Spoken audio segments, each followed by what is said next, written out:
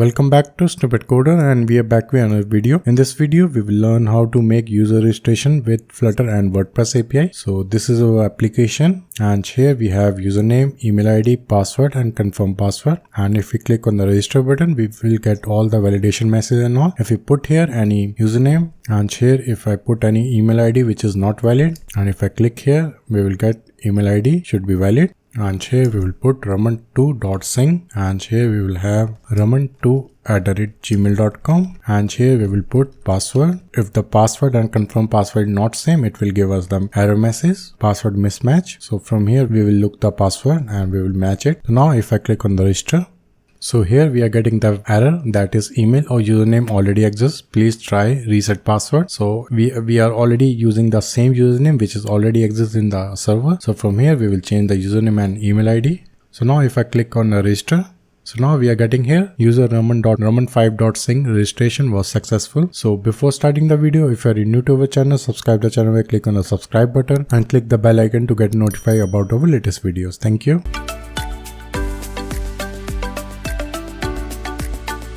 So now we will modify our function.php file, which will be under the folder name WP includes, and there we will go at the bottom, and there we will define our custom API, and here we will add action, and from here we will add the action. Now the action name is rest_API initialize, and here we are giving it for that endpoint WP rest_user endpoints. And this is the function name WP rest user endpoints, and we will create this function WP rest, and here also it is rest_user endpoints, and the parameter we are passing here request, and here we will register_rest route, and the route we are using here WP/v2. Then we have the endpoints here, users/register. Then we have the array here, and inside the array we have two variables. First one is the methods, and we are using here post request.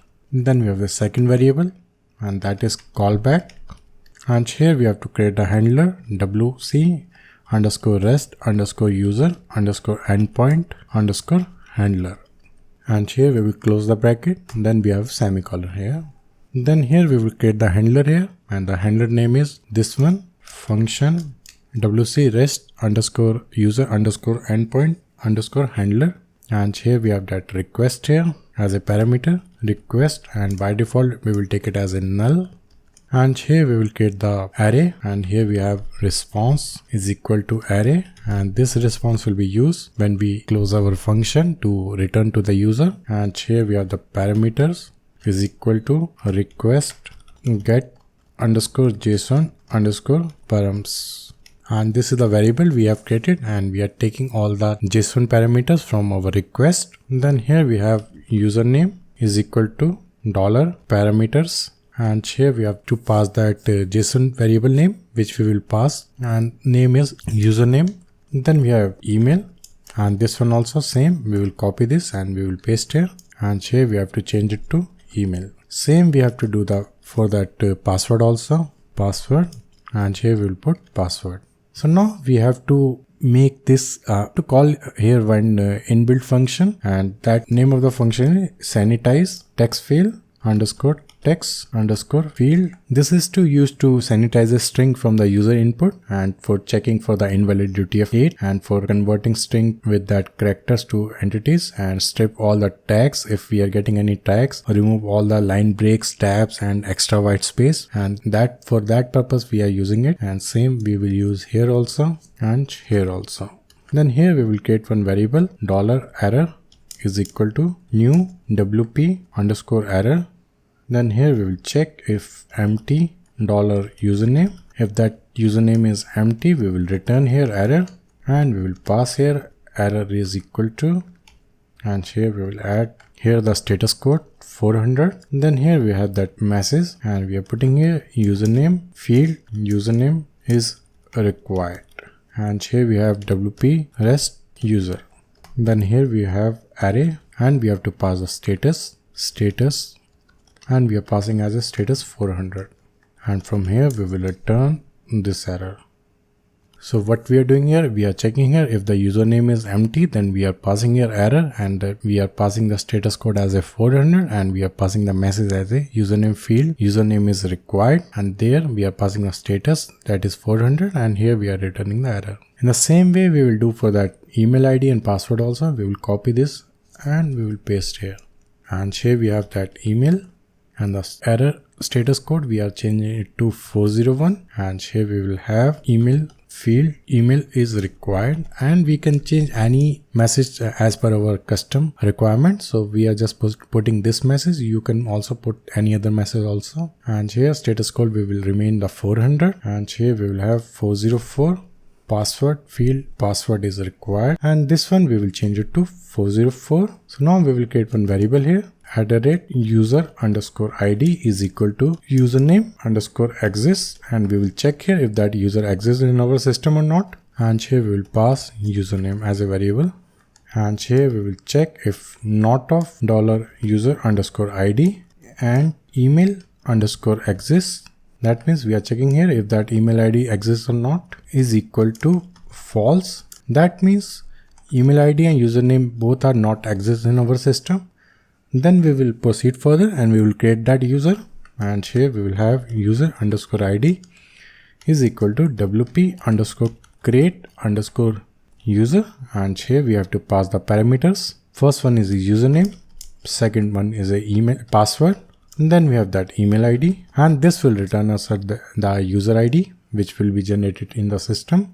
And here we will create one variable, user is equal to, and we will get that user detail by putting that user ID which is generated. We will call this function get_user_by, and here we have to pass the field name, that is ID. Then here we have to pass user_id. Then we will set the role for that user, and here we have to pass $user, and there we will pass set_role, and we are putting as a subscriber role. If we have any WooCommerce installed in our system, and that role will be automatically set to customer, and for doing that we will check here if class_exists and the class name is WooCommerce.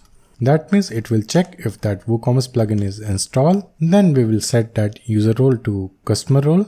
Then here we will set the status, and here we have to put response code is equal to 200, and here we will set that response message is equal to _user dot $username dot registration was successful, and here we will pass WP rest user, and here we will put one condition, if not of is _WP error, that means there is no error. Then we will set the role, and here we will pass user_id. In the else condition we will return here $user_id, and here in the else condition we will put here $error, and we will set that error code 406. Then we will have email or username already exists, and here we have WP rest user, and here we will put that array for status 400, and we will return here error, and here we will return new WP rest response, and here we will pass the response 1 2 3. So what we are doing here, we have created one handler, and there we are created one response array. Then we have that parameter by using that sanitize text field to remove any invalid tags and all in that data. Then we have created one variable for error, and here we are checking if that username is empty, then we are passing here error. For username field is required. Same we are doing for email ID and password also, and here we have to change it to password. Then we are checking here, we are just created one user ID variable, and there we are checking if username is exists. Then on the basis of that, if that username ID is not exists or email ID is not exist, then only we are getting the new user, and here we are checking if we are not getting any error, then we are just setting that role for that user, and we are passing the response here 200 and the message we are passing here, and in the else condition we are passing here error, that is user is already registered, and here we are returning the response. So now let's run this API from our REST API client from Visual Studio Code, and we will check if that API is working or not. So now we will test our API to see is it working or not. So for doing that, we have to go to our Visual Studio Code, and there we will create a new file, and we will save this file to api.http, and here we will put user signup API, and here we are doing the post request, and here we will put the URL 0.103. So you have to put this URL as per your application. Then we will put here endpoint wp-json/wp/v2/users/register. Then here we will have http/1.1, and here we have the content type, and we are using here application JSON. Then here we will put the JSON here, username raman2.sing, email raman2@gmail.com. Then we have that password 123456. So now we will run this API. So here we are getting some error. So let's see what the issue is. So let's go back to our API. A few moments later. So here issue seem to be like we have to remove this one also we have to remove, and here also we have to put one more underscore, and here also this one also, and this one also, and this one also. So now let's rerun the API. It's working fine now. So now you can see here we are getting the message email or username already exists. So let's put a different username here, or let's remove the password here to see the validation is working or not. So now we are getting here password field, password is required. Same way we will do for our email ID also. Here we are getting the validation for email also. So now let's do for that username also. Here for that username also we are getting the error message. So now let's put the valid username here to see is it working or not. So here we are getting user registration was successful. So API is working fine. So now let's move to the Flutter application to design that user registration page, and we will integrate that with our API.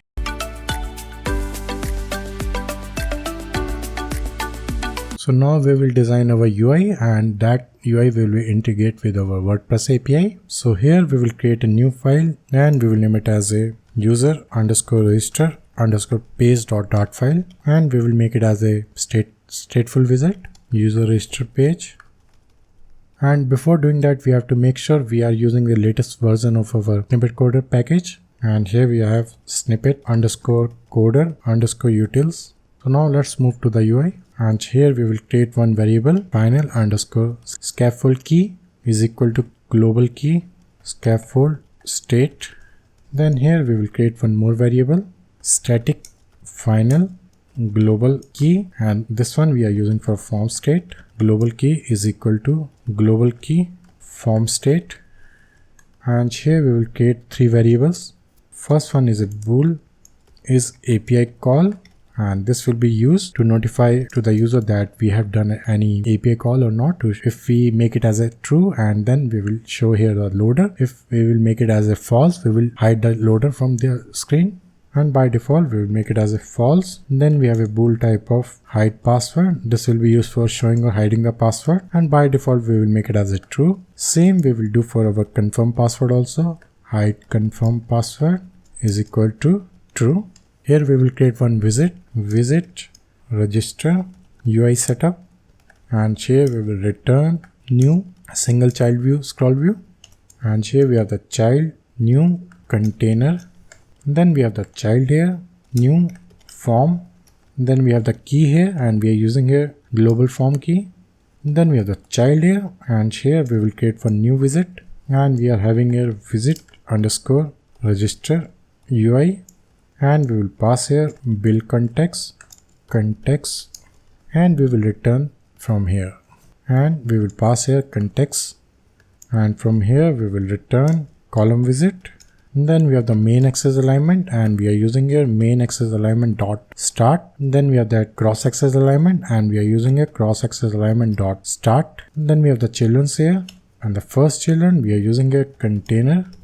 And for the dummy testing, we will put here text visit, and we will use this register UI here, and we will use here new safe area. And here we have the child. Then we have that scaffold visit.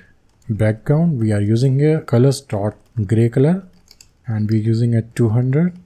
And then we have the key here, and we are using a scaffold visit key. And then we have the body here, and here we have the progress HOD that we are using from our snippet code utilities. Then we have the child here, and then we are using a register UI setup. And then we have async call, and we are passing here is API call process. Then we have the opacity, and we are using a 0.3. So now we will link this page from our main.dart file, and here in the main.dart file we will remove the unnecessary code, and we will remove all this code, and this one also we will remove. And here we will link our register page, user register page, and parameter we will remove it. So now let's run the application, and side by side we will do the designing and all. So here we are getting our UI, and we are getting here test. So now let's start the UI designing for there. And here in the container we will put the width here, and we are taking it from the media query dot of context dot size dot width. Height we are using here media query dot of context dot size dot height. Then we are using a decoration, and we are using a box decoration, and we are using a gradient color linear gradient. And the begin we are using a alignment dot top center, and the end we are using a alignment dot bottom center. Then we have the colors here, and we are using from the hex color, and we are using a color of blue color, and we are putting here color code 3F517E. And here we have to import this class from our snippet coder. And then we have that hex color, and the second color is 182545. So now you can see here background is coming here, and here we are putting the border radius, and we are using a border radius dot only, and we are using a bottom right radius dot circular 150. And here we have the child here, and we are using a column visit main axis alignment. We are using a main axis alignment dot center. And then we have the child here, children's here, and first one we are using a spacer. And then we have that we are using a align visit, and here the alignment we are using here alignment dot center. Then we have the child here, and we are using here the image from our network, and this image will be the URL for our snippet code logo. And here you can see logo is coming. And here in the image network we are using a fit, and we are using a box fit dot contain. Then we have the width here, and we are using here 140. Then after that we are putting here one more spacer. So now logo is coming in the center, and here the height is not coming properly. For that we have to put here height is divided by 3.5. So now you can see here height of the container is fixed. So now here we will put one more center visit, and here we have center, and the child we are using a padding, and we are using a edge insert dot only, and the bottom we are using a 20, and the top we are using a 40. And then we have the child, and we are using a text visit user sign up. So now you can see text is coming here, and we have to do some styling here. Style we are using a text style, and the font weight we are using a font weight dot bold. And then we have the font size, and we are using a 25.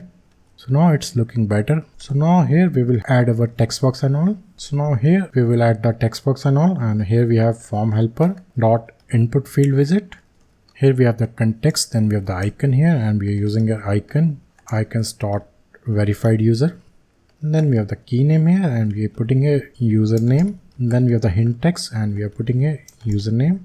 And then we have the on validate, and here we will put the validation and all. We will check here if on validate dot value is empty. Then we will return here username can't be empty. The else condition we will return here null. And same way we will do for our onSave value also. OnSave value that we will cover later on. Then we have the initial value, and we are making it as empty here. Then we have the padding bottom.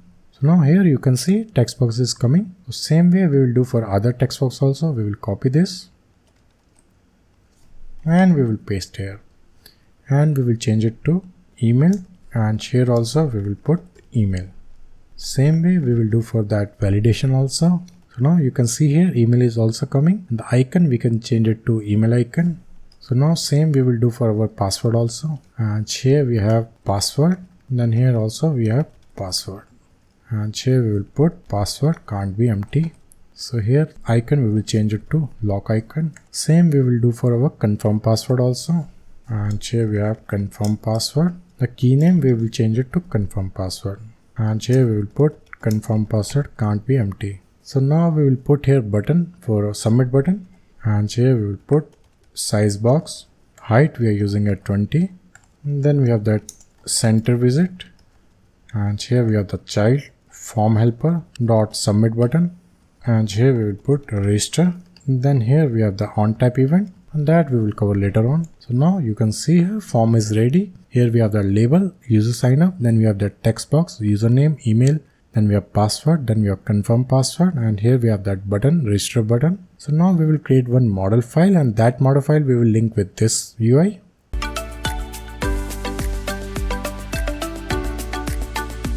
And here we will create one folder, that is models, and here we have user underscore model dot dart file, and here we will create class user model.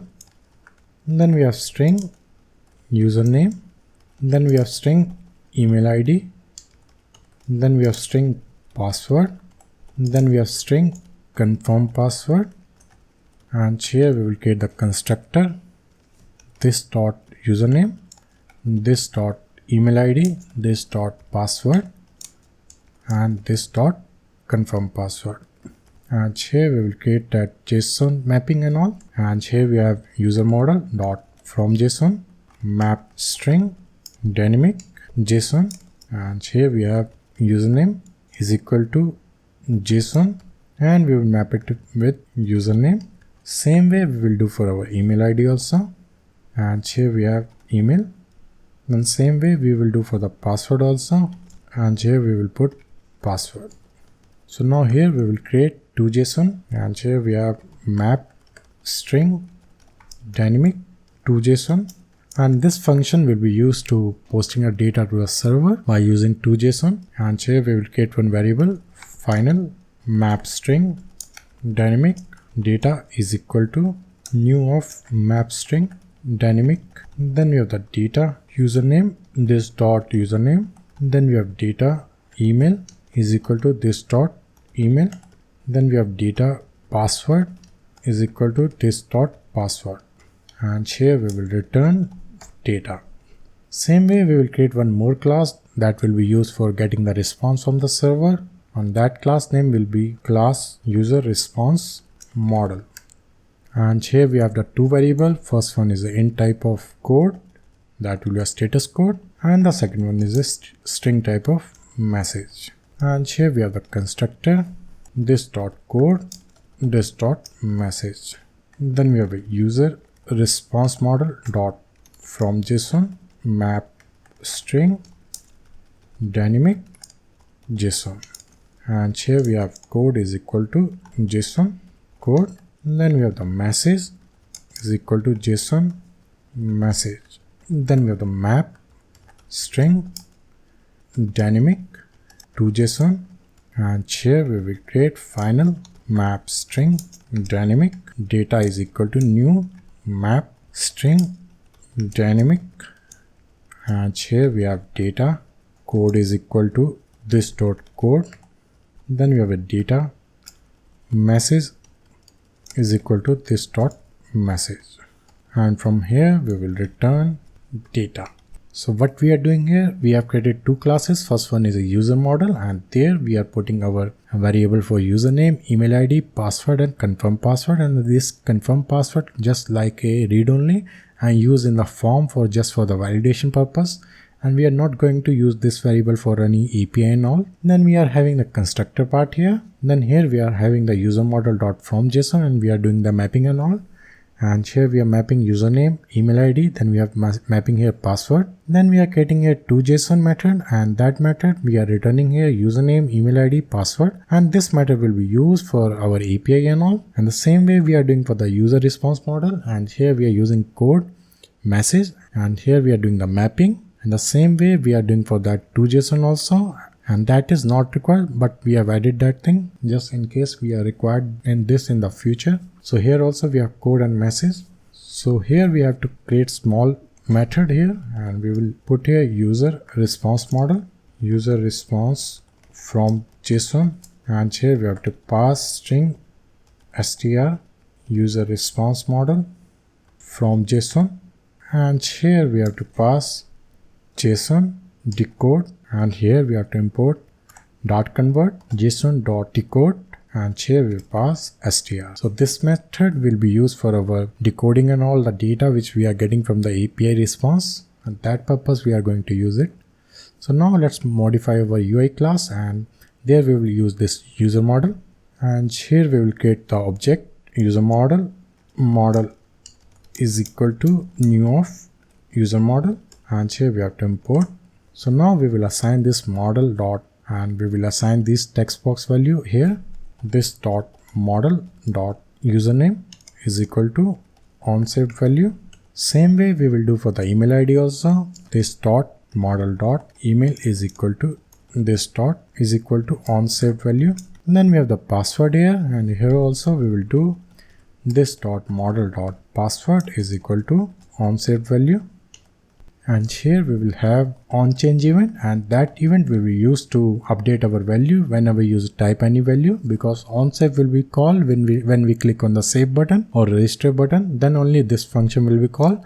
If we want to get a value on the change of that text box, then we have to use the onChange event, and we are using this event because we have to validate our confirm password with our password. For that purpose we have to modify our model file, and here we have that value. This model dot password is equal to value, and the same way we will do for our confirm password also. And here we will copy this and we will paste here, and here we will change it to confirm password. So now here we will put the condition in the confirm password, and here we will put if this dot model dot password is not equal to this dot model dot confirm password, then we will return here password mismatch. So now let's reload the application to see is it working or not. Before that we have to add one function here, and we will add here boolean type of validate and save, and here we have final form is equal to global key dot current state. Then we will check here if form dot validate form dot save, and here we will return true. In the else condition we will return here return false. So what we are doing here, we are checking here the current state of the form, and then we are calling here validate method if it will be validated, and if it is validate, and then only we will call this form dot save, and we are returning it true. In the else condition we are returning here false, and this condition we will put here in the register button. If validate and save, then only we will proceed further. So now reload the application. So here if I click on the register, so here we are getting all the validation message. So now if I put here in the password, if I clicking register, that validation message has been gone. And same way if I put here in the confirm password, if I put the wrong password here, and now if I click on the register, so we are getting here password mismatch. That means that both password and confirm password not same. Now if I make it same here, so here you can see both the password has been same. So in the same way we can do for that email also by putting the validation for that regular expression for checking if that email is valid or not. That also we can do in the same way by putting the code here. Here we can put that code. So now we will modify our password to put the hide and show button for the password, and here we will have obscure text, and we are passing here hide password. And then we have the suffix icon, and we are using an icon button. And here we have that icon, we are putting here icon, and we are checking here if it is hide password. And then we are showing here icons dot visibility off. In the else condition we are putting here icons dot visibility. And here the color, we are putting here some opacity, colors dot red accent, and we are putting here with opacity 0.4. And here we have that on press event, and we are putting here set state hide password is equal to not of hide password. And here we are getting, and the password by default it is hidden. And if I click here, so now we are able to see the password. If I click again, it will hide the password. The same way we can do for that confirm password also. And here we have off stack text, and we are putting here hide confirm password, and we will copy this code and we will put here. So now here we will change it to hide confirm password, and the same way for the icon we are already setting. So now if I click here, if I click again, it will show and hide the password. So now let's move further to create the API method to call the REST API and all.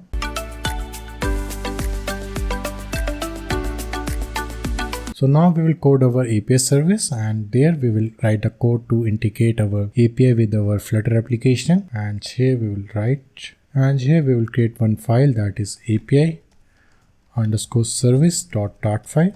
And here we have class API service.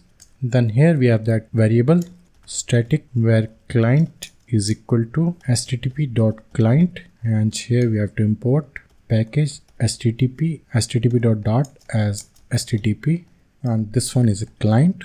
Then we have the static string API URL, and we are putting here the URL, and we have http://192.168.0.103/4 /news app, and this is the path which you have to put here according to your website URL. Then we have to create one method here, static future, and the return type we are using a user response model.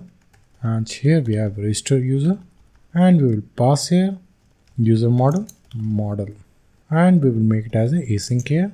Then we have the request headers here, map string request headers is equal to, and here we have to pass content type, and here we have that application/JSON.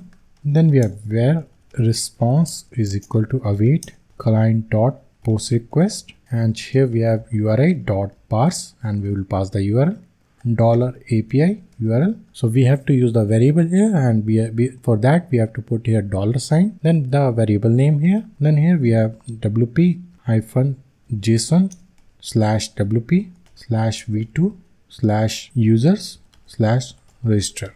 Then we have the headers here, and we are putting a request headers. Then we have the body here, and we are putting a JSON encode, and here we have to pass model.toJSON, and here we will return user response from JSON, and we have to pass here response.body. So here we will just return the response body because we are getting all the status code in this response only, and on the basis of that we will check in our UI. So now let's move to the UI part to integrate this API over there, and here we will set the status for that our loader set state, and here we will pass this dot is API call process equal to true. Then here we will call API service dot register user this dot model, and we have to pass the model here.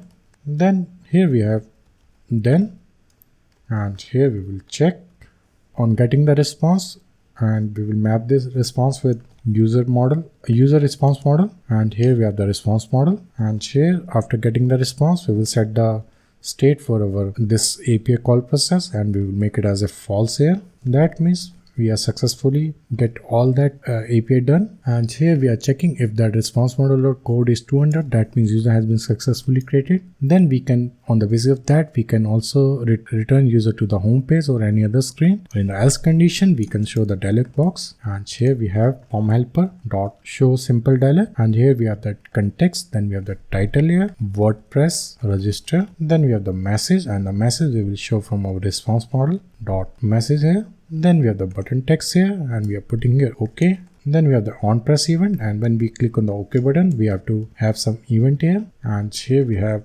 navigator dot off context dot pop. That means we have to close that pop-up when we click on the OK button. And the same way we will copy for this one also for the status code 200 just for the testing to see what message we are getting here. So now let's run the application to see it is working or not. So here we are putting Raman2, and the email ID we are putting here raman2@gmail.com, and the password we are putting here 123456. The same we are putting here for the confirm password also. So now we will click on the register here. So we are getting the error here, email or username already exists. So if we put any fresh user here, and we will put here Ramanpreet, and here also we are putting Ramanpreet. So now if I click on the register button, so now we are getting here user Ramanpreet registration was successful. That means our API integration is working fine. So now let's see in our WP admin panel also to see is this user is created or not.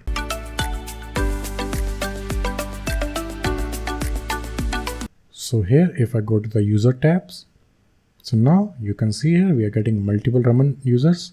So if I search for that particular user, Ramanpreet, and we will click on the search users. So here we are getting the user, and you can see here we are getting the email ID ramanpreet@gmail.com, and the role we are getting a subscriber which we put in our PHP code. So you can validate the same here also. The email ID is ramanpreet@gmail.com. The same we are getting here ramanpreet@gmail.com. So that's all in this video. I hope you like the video. Don't forget to subscribe to the channel, like, comment, share, and I will come back soon with another awesome videos. Thank you all.